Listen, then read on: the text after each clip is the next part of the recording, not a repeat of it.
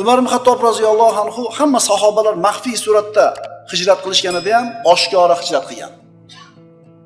Kechqurunda bitta ikkita olib chiqib ketishadi. Umar ibn Xattob kunduzi yop-yorug'da Ka'batullohni 7 marta aylanib tavof qildi. Quraysh to'planib turgan joyga borib turib, shahatil vujuh, ko'zlaring ko'r bo'lsin dedi. Kiming dedi. Onasini yig'latib qo'yishlikni xohlasa, ayolini tul qoldirishni xohlasa, bolalarini yetim qilishni xohlasa, falon vodiga borib tursin, men hijrat qilib chiqib ketyapman o'sha yoqqa dedi.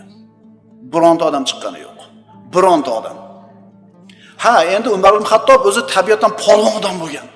Ha, unaqa bo'lgandan keyin cho'chitda deysiz. Shuning uchun siz ham bolangizga bir qandaydir jismoniy bir mashg'ulot bilan shug'ullanishga yo'l ochib bering, sport bilan shug'ullansin. Seni bolang nechta turli tortinadi 15 ga kirgan bolang? Ha?